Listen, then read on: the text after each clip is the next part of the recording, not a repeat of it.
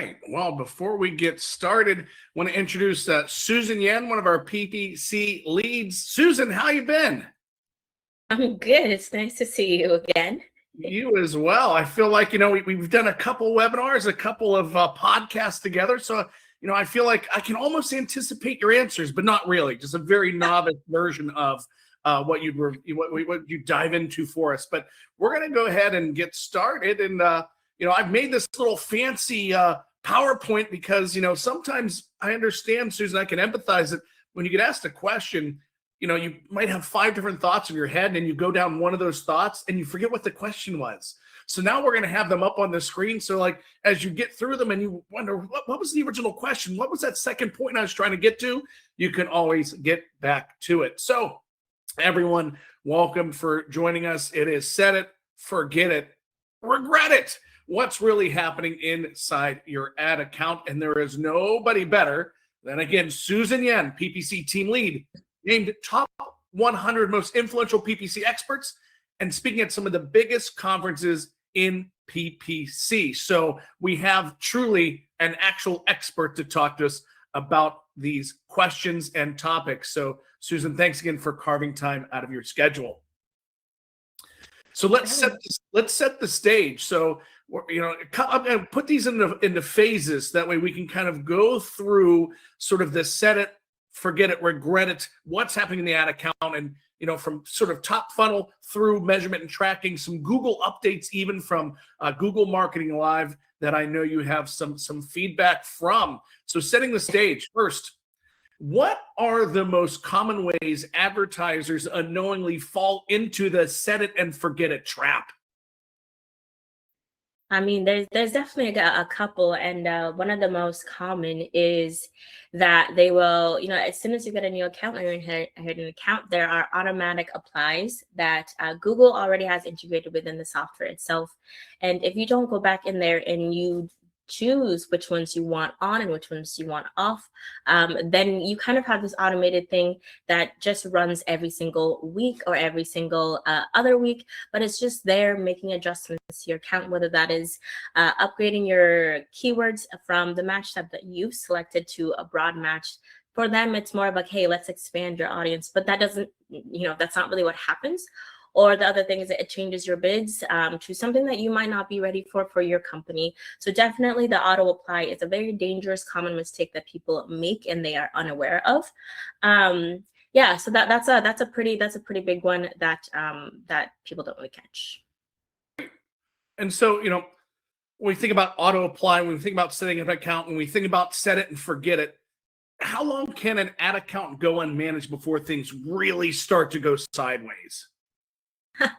It can, honestly, you can make a mistake in probably within like a couple days into a week, because if you are setting and forgetting things, that could be several different things. It could be you set your keywords to it's a broad match, because Google automatically, when you add keywords into the account, the standard is that it's going to be set at broad match, unless you go in there and you tell Google, I want either a phrase match, an exact match, or broad match. You need to give the system and the platform the necessary information it needs. So I've seen accounts where all the keywords were set at broad match, and that is going to spend a ton of budget and a ton of money in a really, really quick amount of time. And on top of that, not only are you wasting spend, you're also most likely getting searches that are just not great searches that either your company doesn't even do, your company doesn't even service. It's not something that you want to show up for. I mean, I don't know anyone, but I don't like searching for something and then coming up with a website that doesn't even give me what I need. And that's just not, you're losing that trust with your clients and you're losing that trust with potential users. So definitely within like that week time frame, anytime that you set up an account, you really should be monitoring it within those couple of days to make sure that there isn't anything that you missed. So I would say probably you can in a week, but definitely a couple of days, you can lose a lot of money very quickly. And there are a lot of businesses that invest a lot of money. So yes, losing Yeah. a large portion of that budget applied. And actually have a broad match question, I think, later that you already kind of answered. So I'll hate to make you repeat yourself, but maybe it's, maybe more people join in later in the broadcast. They'll still be able to catch that insight. And so, there's actually an SEO sort of comparison when you talk about keywords and I often hear from small businesses, how am I ranking? Well, I can rank you for keywords that matter. So in PPC, right, it's choosing the keywords that are really going to drive meaningful conversions, not just keywords for the sake of more keywords in the bucket that you're trying to capture. Exactly. Yeah. So we're going to pivot to bidding and budgets. So we're going to put you in the hot seat about bidding and budgets here. So, Google and Meta both push automated bidding pretty hard. Is, quote, letting the algorithm decide ever a good strategy? Does it always need guardrails? I mean, letting anyone take your money and do what they want with it is not a good strategy in general. So you always want guardrails because there are several different types of automated bidding strategies. There's max for clicks, there's target impressions, there's max for conversions, there's target CPA, there's max for conversion value. And every single one of your accounts has a different goal that you're trying to accomplish. You have your brand campaigns where you want to try to get your brand out there and you want people to see you and you want people to recognize you and who you are. And then you have, your actual services campaigns where you're trying to get those leads. So those two types of campaigns have different goals and you're trying to accomplish something different from both of them. You can't use the same automated strategies for both of them. So you need to choose one, the right one. And then secondly is that if you're not setting the right guardrails, for example, max for conversions is one that is a standard usually use automated bidding strategy where it's going to try to get you the most amount of conversions possible. But if you don't have conversion tracking set up correctly and that guardrail there, what you're going to do is you're telling the system to go after metrics that are not concrete and they're not real conversions. So if you set up, page views by accident as a conversion, Google's going to think, and that system is going to think, hey, this is what they said counted as a conversion. So those guardrails is, I want to make sure that my conversions are actual complete phone calls or like phone calls from 60 seconds or so, and then my form fills are actual complete submissions and thank you pages and not just a page view, so that I'm feeding the system and I'm putting the system the right guardrails on there so that it's not going to go haywire. It doesn't know what to do and it doesn't know where it needs to go if you don't put in the right guardrails. It is a great way to have metrics that don't really make any sense and you're telling the thing, go ahead and do whatever you want to do with my money. And none of us want to do that. So definitely always put on guardrails when it comes to any sort of automated bidding strategy, for sure. Fantastic. And totally agree. I think there was a sprint towards automation and then everyone sort of over embraced it. And I think we over corrected in going towards automation. And now I think there are folks coming back saying, well, you need to have that human oversight, that critical thinking to kind of keep things, as you said, sort of focused on what really matters. And I love that, goals are different for different accounts and different intents. And same again, since I can talk about SEO, not PPC, same thing with what is the intent of a page of content trying to accomplish? And each page is going to have a different goal as well. And there can be synergies between SEO and PPC in terms of aligning on those goals and those intents as well. So absolutely love that response there as well. And so thinking of budgets, what are the silent budget killers that most small business owners never notice until they pull a report and see, oh my God, look at all this waste. What am I doing? I would say probably is, again, it's broad magic. That will, it's one of those, I think, not knowing and not going through your search queries. depending on what industries you're in, you're going to have different average CPCs. You select keywords for a reason, and you choose what keywords you want to pay for. And some of those keywords are expensive, and some of those keywords are not, depending on what that industry is, and also what that competition is. So if you are, willing to put in all that work and select those keywords, and then you're not going to go through your search term report and try to figure out, hey, what am I actually showing up for? Like, what am I doing? What am I pushing when it comes to this particular campaign or ad group? And you don't clean up that mess. One, as I mentioned earlier, is that you could be paying for traffic that doesn't really make any sense for your business, and you don't go through it. Is one of the other things is like you might be paying for a competitor brand name, but that's not the goal of that particular campaign. So definitely cleaning up your search term report is really important, and something that, especially with just how the industry is changing and how the platform itself is changing, is you need to know as much as the information you're feeding it, you also need to know the information that it's giving back to you. So if you're figuring out that one of those keywords that looks like it's doing a really, really great job, that clicks are high, it's showing up high, it's just up front, the report looks really great, but then when you look underneath that hood, it's driving not great it's not driving any conversions, it's driving terrible traffic. So that's keyword that you might not want to go after anymore.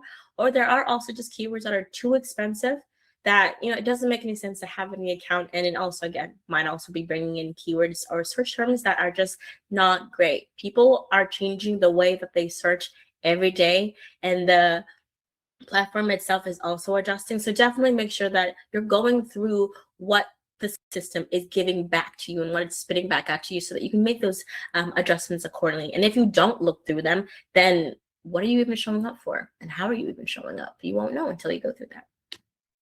So search terms. So to kind of expand on that real quick as a follow-up, just for small business owners that are watching and might not understand some of the terminology they might see in the platforms, or these search queries that you're talking about are maybe too costly, that aren't really driving relevant traffic. It goes into what's called, and correct me if I'm wrong, but like a bucket of negative keywords. Is that how they'll see it in the platform? Or like, what do they do? So what do they do? So in search term is that there is a section of the platform itself. It's in the report section, and it says search term right there. So search terms is when someone types something, you have the keywords, and then the report itself gives you exactly what someone typed in and how you showed up. So if I will look for, I don't know, a new car dealership near me, they type that in, then probably maybe a couple strings here and there, whatever it is, however you came up for that search. So, or how your search got triggered, or your keyword got triggered. So you get to read what other people are typing in and how you're showing up, and it'll give you, these are the amount of the clicks, the amount of times it's showing up, all the data that goes along with it. But also sometimes it also tells you the match type. Is the match type that you have correct? Because if you have a broad match, you can show up for pretty much anything, as long as there's one of those keywords that you told Google. So if it was car dealerships near me, it could be the word deal. It's a broad. Google's going to say that word is in there. It's whatever it is. Now it's getting a little bit better.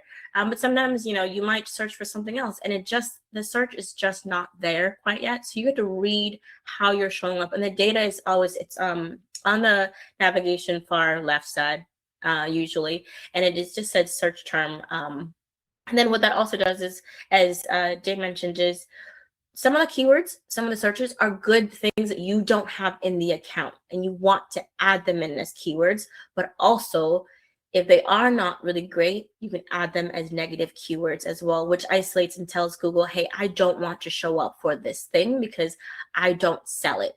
So if you are running an auto dealership and you're trying to sell cars and not services, those are two different things. So if you're only trying to sell cars, you don't really want to show up for an oil change. So what you would do is, instead of if someone searched for dealership near me, it might be dealership me oil change for my whatever search it is I'm going to add oil change as a negative keyword to tell Google, for this particular campaign and the goal for this campaign, I don't want to show up for an oil change because that's not my goal. I don't want my sales team getting a phone call and saying, hey, can I get an oil change? No, I'm here to sell cars. So you can either add keywords, or you can add negative keywords and clean that up. So it's a great place to do both, for sure. Awesome. Thank you for that clarification. I know some folks might be confused on what to do when they see these actionable things. And so adding keywords, adding negative keywords, fantastic. Well, so keywords and targeting. So this is where I think I'm going to get to the redundant question. I don't fully remember, but here we go. Yes. And I think I know the answer, but we're going to ask it anyway.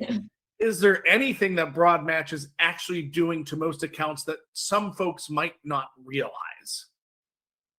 I mentioned a little bit earlier, it's bringing in probably everything. So with just changes of how the search industry is changing, match types is kind of also adjusting. And there used to be like 4 different match types, and now we're down to 3. So we have our exact match, which is, hey, I'm putting guardrails and brackets on it. I want this exact term. That's also changing a little bit. Phrase matches, I want to give it a little bit of more of that wiggle room, where the search itself can extend a little bit. Like if there's a couple keywords here and there, that's okay.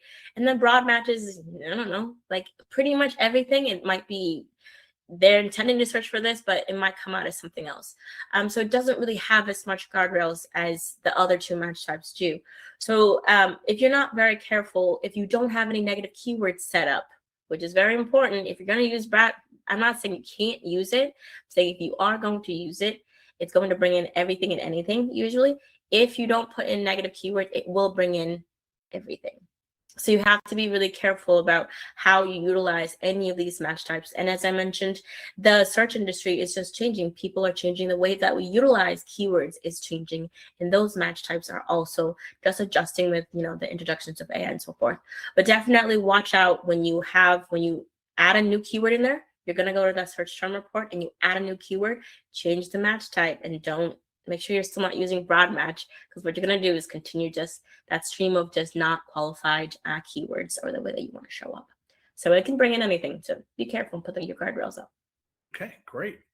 How often should someone review their search terms report, and what should they look for? I review like bi-weekly, because that's enough. A 2-week time frame is a pretty good enough time frame to figure out, because you need those searches to come in, and you need a decent amount of them to come in order to make those adjustments. Anything that comes with Google Ads or any sort of PPC platform, you need to give it time, get that data, and go ahead and clean it up. I say every 2 weeks or so to go in there, pull that report. You don't even need to pull. You can just go through the list and make sure that you're looking for, hey, how am I showing up? Is this keyword that I chose showing up the right way? And do I need to set up any negatives? Especially if you've launched new campaigns, there are just standard negative keywords you should have in there. But sometimes you just don't know all of the ways that you could potentially show up. We're not robots here, and that's why we have these algorithms. That's why we have these smart platforms, is to help give us that information. So you're looking up, hey, are these keywords showing up the way that they're supposed to? Are people searching the way that I want them to search? And am I communicating the right way and the right messages? As I mentioned, if you're selling a car and your searches are showing up for like oil changes and maintenance, that's not how you want to spend that budget. And I understand that, especially most dealerships, is you have budgets for everything.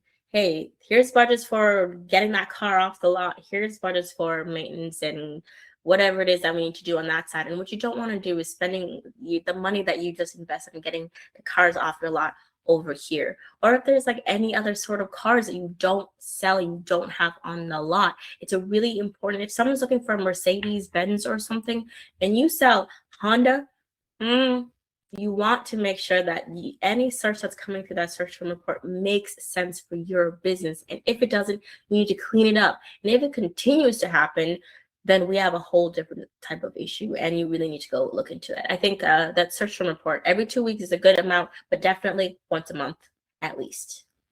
So really, ideally, the every other week cadence sort of allows you to collect enough data to make strategic, data-driven decisions then. Yeah. And do you find that to be universally true, or are there any industries or any types of businesses, like scaled size, where more often even than 2 weeks is important, or is 2 weeks pretty good set cadence no matter who you are, what size you are? I think that 2 weeks is it's a pretty good start. I mean, it also depends on how many campaigns you have in your account. Every account has a different spend, it has different budgets, and it also just has a different amount of campaigns. If you have a big, large account, then you probably are going to be in there a little bit more. My question to my team is always, if I ask you, what is the quality of your search term report, and you can't tell me it, then you're not looking in there enough. You should be able to, if any of my clients, if right now they ask me, hey, how are my searches? How am I showing up? And I'm like, you're great. You know, the brands are bringing in what they need to bring over there. The Honda, Accord, whatever models, all the search terms there. I can pull it and I can give it to the client and feel comfortable with these searches that are coming up. If you are a marketing manager out there, or you're working in-house and you need to look through that stuff, is you want to feel comfortable enough to say, like, I don't even need to look in the account. I know that I was there. I was just there, and it was good because I know the quality, and I've already set those negatives. So a 2-week time frame is usually pretty good. But if you find yourself, if I have to ask myself and go, oh, I don't know, it means you're not looking in there enough. So I think a two-week time frame is, I think that's a great length of time for, depending on what size accounts. If it's a smaller account, then probably a little bit less, because hopefully by then you've already been in there doing that work. But after a while, it shouldn't be as much, because it's usually in the beginning of launching a campaign and you're getting that data. You might have to do it a little bit more often to clean up the mess. After that, you don't have to go in as much, because again, you should know what you're showing up for at that point. So yeah, It depends. Great. So it's sort of like the systems, like you have your own learning phase as a human PPC checker professional, and understanding how to clean it all up yourself as well. That's great stuff. Before we get into the ad copy part, Susan, I'm going to give you just a second to take a breath, take a drink of water, tea, whatever you might have. Everyone, if you're watching live, if you have questions, there is a chat feature. Pop those questions into the chat. When we get, I don't want to break Susan's flow too much, but as we get towards the end and I'm out of my questions, we want to get to yours as well. So we want to be as helpful as we can on these webinars. So again, there is a chat function. Don't be afraid. Pop in there, ask your questions, get the answers you need from the professionals that we bring on here for these webinars. So with that said, let's move on to ad copy. So because responsive search ads basically write themselves, what problems can that cause, and is there anything that people should do differently? I mean, there's I think that it's really every business is unique and every company is unique, and those things that make you unique are your selling points. And if you're letting the algorithm or the AI system write your ads, it's going to be a little bit different. I mean, it's going to be helpful to get these things to help you write the ad copies, but the problem is that it still needs that human touch. It still needs you to put in that intent. Like, you have to talk to people as if though you're them, and sometimes the software is just not there quite yet. Especially when anytime that you write a new ad, Google automatically fills out those ads. It's because it's taking data from other ads you've written, and other, maybe other ideas that might be useful. But then your ads start to sound very repetitive, and ads can get old and it can get just not as relevant anymore. So you really need to come in there and make those adjustments. I don't want all my ads. I mean, in responsive text ads, is that you can only run about 2, and it's like 18 headlines, 15 headlines, 4 descriptions, and it's a lot to write in there. But you want to make sure that you're writing things that you're having your selling points, you're having your call to actions, your keywords are matching the ad copy, the headlines and descriptions that you have in there. So you really want to make sure that you're communicating as if though you're the buyer of the product itself, and you're bringing in relevant information that comes from your business and what makes you unique. We have some clients that are, they are family-owned businesses, or they're military, whatever it is. Like, there are stuff about your company that makes it sound unique. Most car dealerships are all right next to each other, and they're all usually selling the same thing. But why should I buy from you? What deals do you guys have? So definitely feeding the ad copy platforms and the creatives, the stuff that you need is really important. And also just images. We're getting to a point where, especially with just the announcements of the AI stuff, and Google Marketing Live set up a bunch of things yesterday. So images, you need to have images that show those vehicles or show that service that you're doing. If images are working, or like the videos. Responsive search ads gives you so many different platforms in which your ads can go on, which is you've got your search, which is your text ads that show up when you search on a SERP. And then you got your images, where people want to see what that looks like. And then you've got any sort of videos that you have. All that stuff will just help maximize the performance of your campaign. So as much quality things you put in there is really important. If you're throwing in trash and you're just kind of letting the platform write your ads, like, I mean, Gemini is linked into your Google account, so it'll say, hey, look, let me help you write these ad copies. It's probably doing that to the same account somewhere else, and everyone's ads are going to start looking very similar. So my biggest recommendation and say to other people is, like, get in there and take a look at your ad copy and make sure that it is unique and it is speaking and addressing your clients and your users' issues up front, and you have all those different collaterals that go along with it. That was a very long answer. Oh, that was great, and there's so many parallels to SEO as well, and thinking of just even generally speaking between PPC and SEO. I love that idea of putting in your unique selling proposition, speaking about yourself authentically as a business, because people like that authenticity, and Google likes that authenticity more and more. And I know that there are lots of people I talk to who go, I know that was written by AI. And so again, avoiding that again, to your point, repetitive nature, differentiating yourself, showing you're putting the care into really understanding your consumer by speaking with them, not at them, in a natural way, is definitely vitally important. So I loved that long answer, because it hit on so many important points that people need to understand that's going to differentiate their business, whether it's a dealership, dentist office, a med spa, a law firm. Making sure you really are authentic to who you are as a business and tell your story and all of these different digital components you have that sort of in aggregate bring people to ultimately choose you over your competitors. So I definitely appreciate the time you took to go through that. So this is something you kind of alluded to a little bit about relevancy, things not being as relevant, and while people see the same ads over and over again. So at what point does ad fatigue kick in, and what signals are there to recognize that it's happening?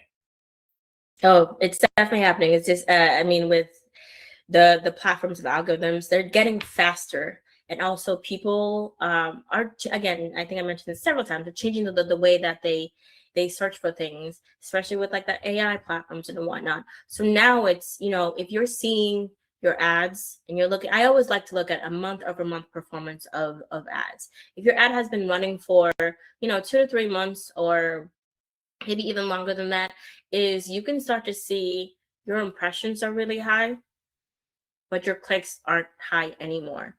And I think too many times, this is a problem that I think across the board happens, is that people launch campaigns and then they just think, oh, I'll have to tweak the bids, or I have to tweak this other little things. And they completely forget that ad copy is also very important. It's actually the most important thing, because that's what people see when they search for you. It's not just a keyword. It's, hey, okay, I just saw, it's the same thing. This isn't answering or addressing my concern or whatnot.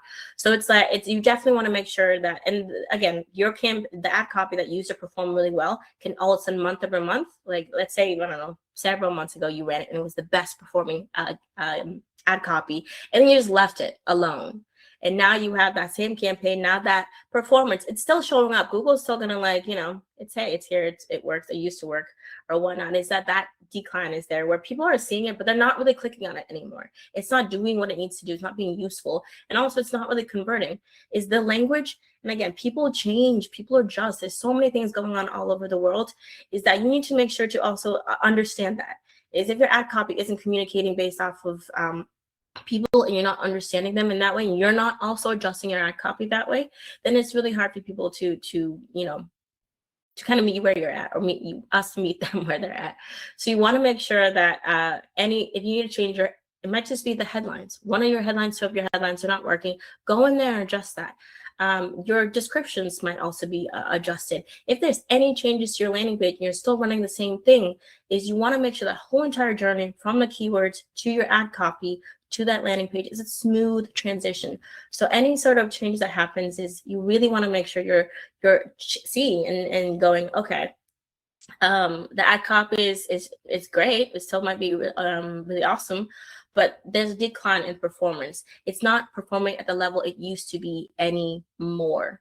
It's these responsive ads change so much with, like, the two headlines. Oh, grab whatever makes the most amount of sense. But after a while, it starts doing the same things over and over again, and it's not going to do you any justice to keep running something that has run its fill. It's just not doing it anymore. So even if it's just changing 3 or 4 headlines, I doubt everyone's headlines perform well. So if you just change a couple of them, change a couple of descriptions, and test out how people are searching for things. It's like longer lines or whatnot. So definitely make sure that if a campaign or an ad copy was working really well 3 months ago, 3 months is usually a pretty good time frame to figure out whether or not it's still worth it running. I wish they had frequency levels, but there's stuff like that's in there. But definitely make sure, like, if the ads can still show up, but if people are not communicating or interacting with it anymore, it's time for it to go. And it doesn't take that long to write an ad copy. There's so many different platforms to help you out. So don't ignore your ad copy. Adjust the keywords and your bidding and all that stuff. Don't ignore your ad copies when they need to get adjusted. And I think that's an important lesson for small business owners working with agencies. We're talking about set it, forget it, regret it. Well, buy it, set it, and forget it. And you don't talk to your agency, and you're not getting those reports, and you're not looking at those things. You're not holding them accountable. And so if you're a small business owner working with an agency, make sure you're getting those reports. And listen, you just heard it. If you're getting impressions and you're not getting those clicks, you're not getting those engagements, it's not working for you, right? So make sure you are not forgetting your agency and holding them accountable to what they need to do to really have performance for your business. And then to your point also, Susan, again, the synergy between SEO and PPC. Talk about the landing page experience from the keyword to the ad copy to the landing page experience. If small business owners, if you're also doing SEO, your SEO team or SEO agency might be doing things on that landing page that it's important for your PPC team to know. That's why it's so important that there's some sort of connection, synergy, interaction between your two teams to make sure that there's nothing being misaligned for that customer journey, no matter which side of the coin, SEO, PPC, things are being adjusted for. So again, make sure you're meeting with your agencies, holding them accountable to those important concrete metrics that actually move the needle for your business.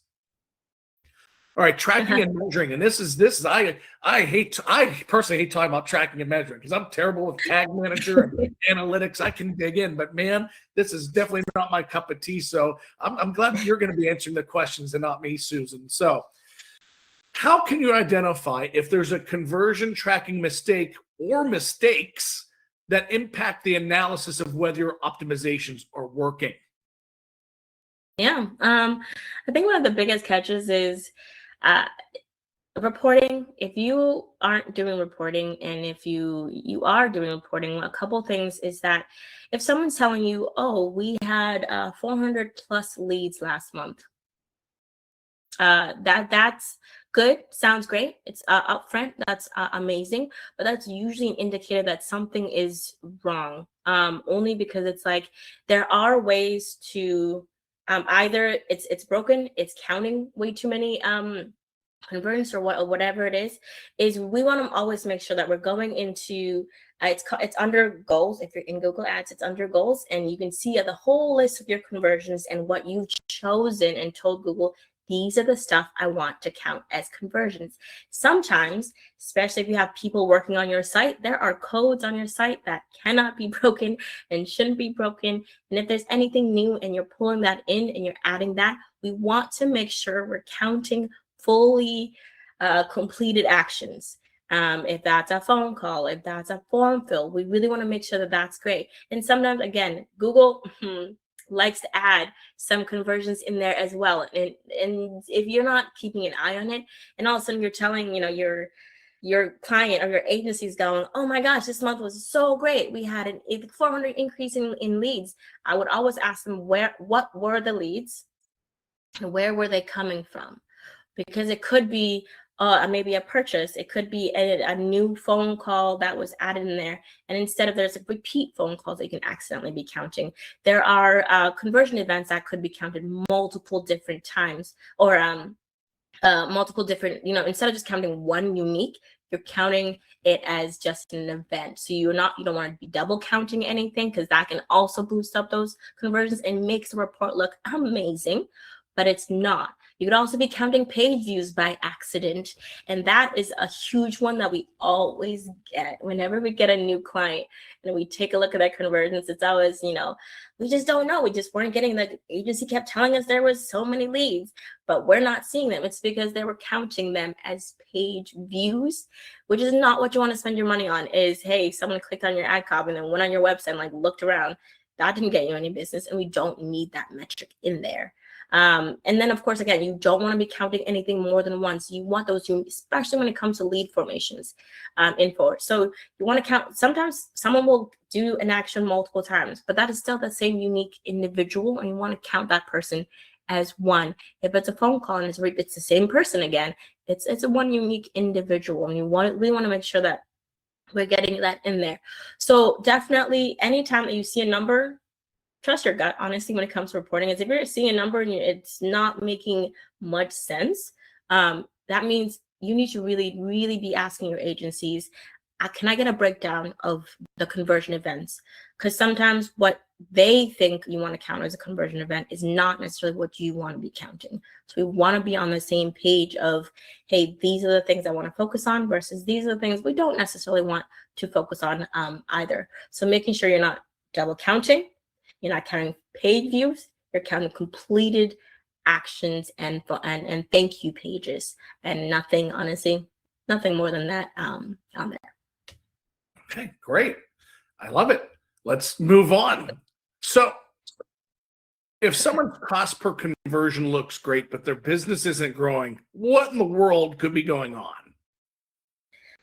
So cost per conversion, and just to bring that in, cost per conversion is cost per every lead that you get. So how much money you're spending for that person to click on your ad and go and fill out a form or give you a phone call.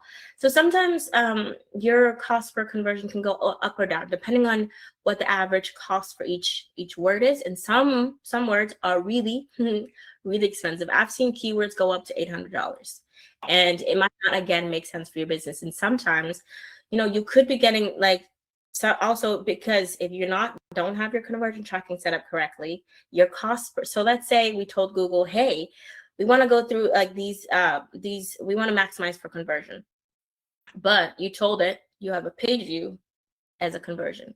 So now it's saying, hey, you have really, really high conversions, and which brings down your cost per conversion will look really great. But that doesn't necessarily mean what you're counting as a lead is worth it or is even a lead at all.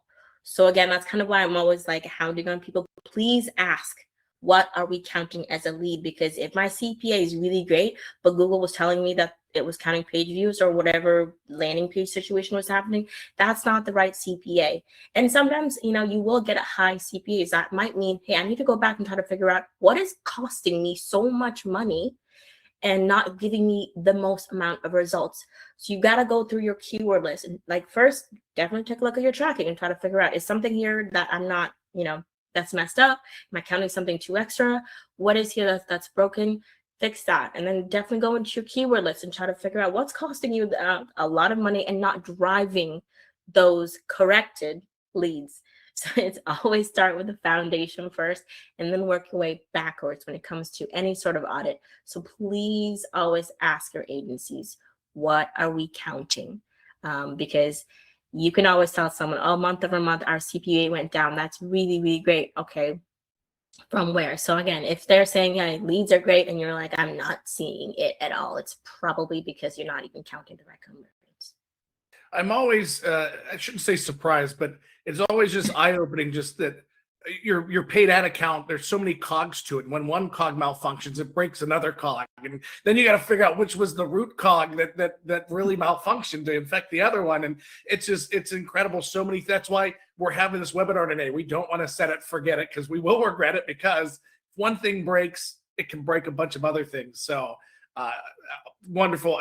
Thank you for sort of elucidating that for us. And so I know we want to talk about Google Insights. There was just Google Marketing Live that happened recently. So we'll kind of dive into that at a high level. I know a lot of these things are very nascent ideas and products and things like that, but I still want to get your general sense of everything. But before we get to that, there's, I believe, Google's in-platform recommendations. Should advertisers accept Google's in-platform recommendations, and where does that or can that go wrong? Please don't. For the love of God, don't do it. Recommendations are there as suggestions. That is the recommendations. That's all it is meant to do. It's not meant to, hey, absolutely do it. It's not. Take it as it is. Recommendations, just suggestions. What this platform is built to do is get you as much performance as possible. They don't care about your budget situation. One of the recommendations is increase budget or decrease CPA, which helps because it says, oh, okay, decrease CPA, but ultimately it's telling you you can set this at target CPA, but you also need to like add in $4,000.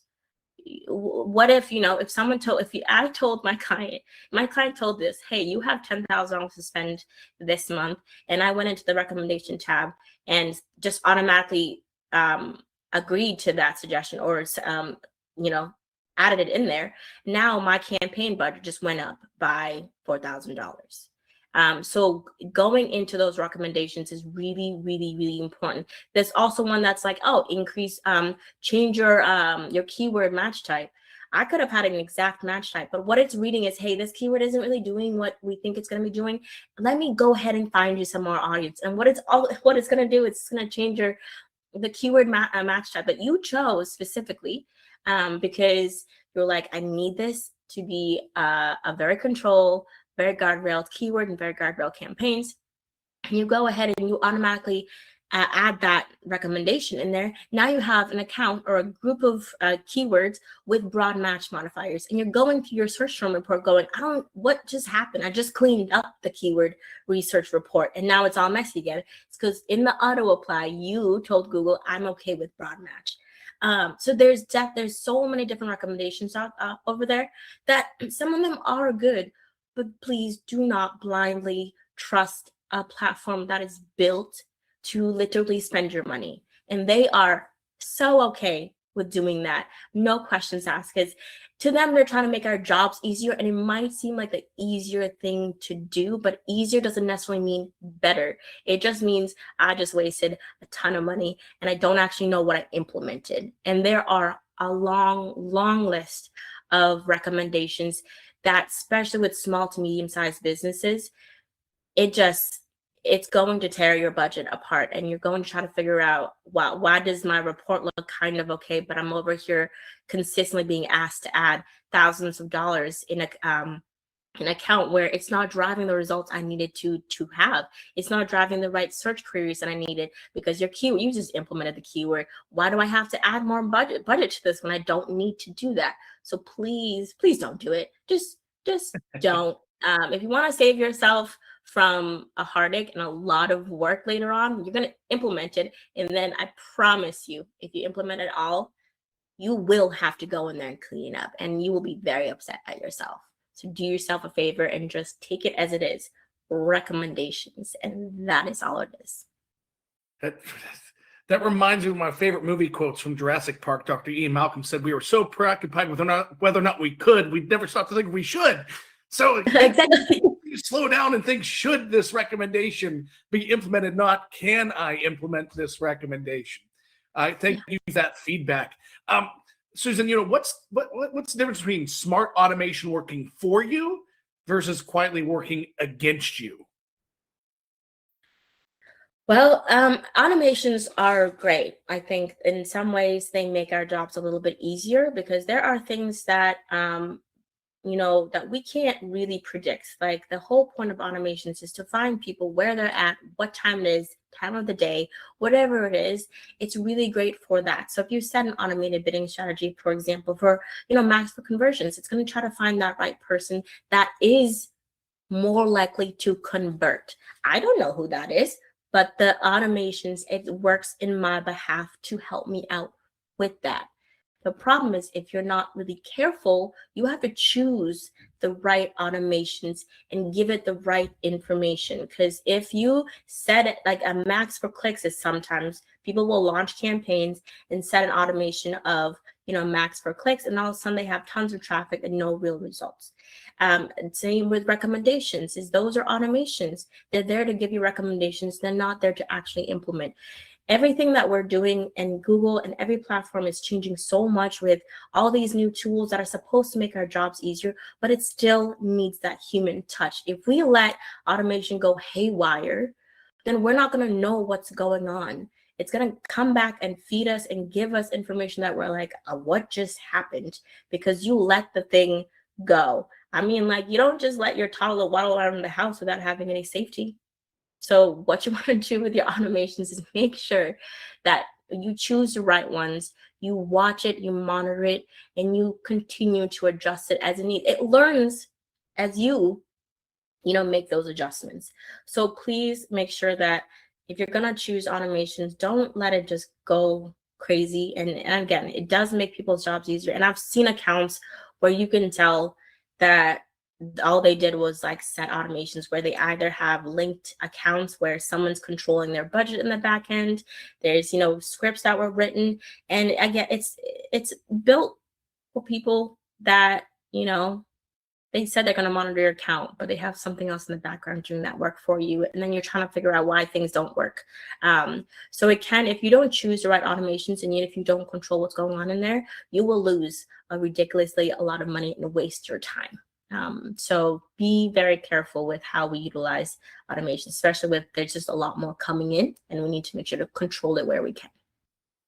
And like you've said several times, Google will spend your money. So make sure that, again, all those guardrails there. So here's a loaded question for you, and maybe you just answer one aspect of it. But what was learned at Google Marketing Live, which just happened, that excites you, disappoints you, or surprises you, or can't believe it implemented now? Or take that question however you want to answer, but give us some insight about Google Marketing Live. Oh, it was a lot. There is a ton of stuff coming, getting updated, and it's all AI, Gemini, video related. I think they touched upon probably, every single part of Google that they could possibly touch upon. And one of the really huge ones that, just to address, I was both impressed and also just, oh my gosh, this can't be good. So it's, it's AI mode. So they are integrating their Gemini with their Google Ads platforms, integrating, like, YouTube is getting a facelift, where now you should be able to do shopping right on YouTube, where you can watch a video and I'm going to buy something right here, right now on the, I don't need to click on it and go to someone else's page, which is great for e-commerce. And then they're trying to also increase, add lead gen to YouTube, which is going to be, I don't know how that's going to work. And anytime Google announces things, I'm a little hesitant. And I think everyone should be, because it's new, which also means we don't have a lot of data on it. And it could, someone will be like, oh, that was really, really successful. Yeah, it's because they had $1 million to spend a month. So what I think also, there's like, I think it's a Google agents. So now you will have kind of like a chat GPT to help you out. It's already there, but I think it's like 2.5, where it's supposed to help you with your ad copy. But again, you have to feed these AI platforms and AI systems in enough information, give it enough instructions to give you the results that you need to have. So as the stuff gets integrated within the Google platform itself, it's all great. It's all wonderful. Maybe not all. It's how you utilize it. with, there's a creator studio, which is going to be really great, where you can make those videos, you can make those images right within that platform. So I know I always have a difficult time asking my clients for images and, hey, do you have this stuff? Because it is an investment and costs a lot of money. And now you're able to create that stuff right within the platform itself. But again, all sounds really great, but every customer, every client, your business is different from another business. And if you're gonna go ahead and like write random, create random images that doesn't formulate with your image, your like company brand colors, brand names, whatever it is, it still needs someone to go in there and make the adjustments accordingly. Don't let this stuff come in and automate, your ad creations, your ad text, your videos, or your images and stuff like that. Please, please, please make sure, like, as this stuff gets integrated into the platforms themselves, that it is working really well. The other thing is that, I think that keywords are probably going away. I don't know why they didn't just say that. But people just search a lot longer now. So keywords used to be a little bit shorter than you have the long tail keywords. But, people are searching on AI. They're searching on ChatGPT. And when they search for things, it's a lot longer of a strand. So Google's taking that into consideration. And I think they have, it's like long, what is it called? AI briefs. That's what it is.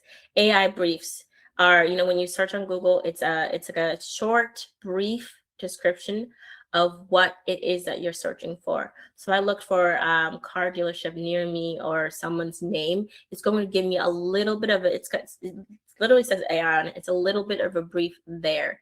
So they're going to start running, I think, AdCop ads in there as well at some point. So you're going to start seeing ads in areas like ChatGPT. It's on beta right now. You have to do everything manually, but we don't have any control of how that's shown up. So as your agents and as your account managers start to introduce these new things, please ask questions and how they're implementing them. But there's a lot. There's a lot coming through. It's all really exciting. A lot of automations. You have to keep your clients accountable, and just make sure that it's not going to go haywire. We're not implementing every single thing that Google Live they've announced, because not everything is meant for you. So ask questions and ask them how they're utilizing that stuff, because it is important to your budget. And more importantly, it is important to your wallet. So you want to know where your money's going. Absolutely. Well, I'm not surprised Google's finding new ways to monetize different areas and different methodologies. And also cautionary tale to any small business owners, there have been a lot of failed Google products over the years. So proceed with caution. As Susan said, ask questions, make sure it's going to work for you. And don't be surprised if some things get deprecated. It happens quite a bit over the years in digital marketing. So again, don't chase the shiny object, proceed with caution, and implement what makes the most sense for your business. So here we go. We're going to wrap things up. We're down to the last few minutes of today's webinar. Again, thank you, Susan. Again, anyone you're watching, you want to ask a question, go into the chat. But we're going to be wrapping up here over just a few minutes. But we're going to get Susan's key takeaways for you as a small business owner. So, Susan, someone leaves this webinar. They open their ad account, not their ad account. I should have caught that spelling error. Sorry, everyone. I do know how to spell. Their ad account today. What's the first thing they should check? First thing you should check is your search term report. You want to make sure you're showing up for the right stuff. Please make sure you're showing up for the right stuff. You don't want to be spending money on things that your business does not do at all. First things first, do you have access to your account? That is number one. And then secondly is, how am I showing up to my users and my searchers and my audience? And then, are my conversion tracking set up correctly?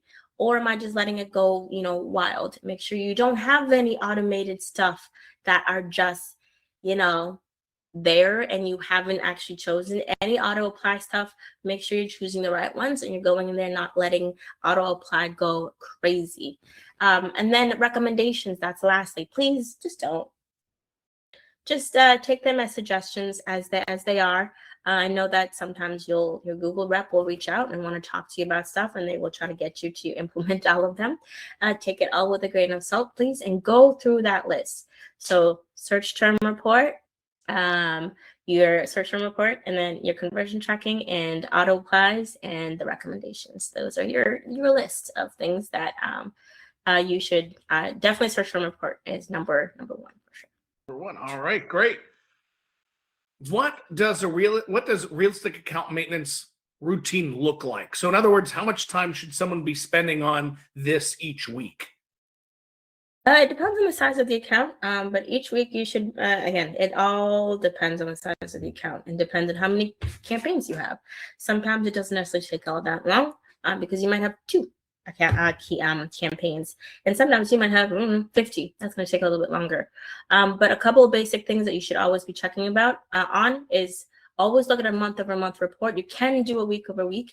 Look into metrics, but that doesn't give you a look into kind of what's actually, you need data. You need a good amount of data to look into stuff.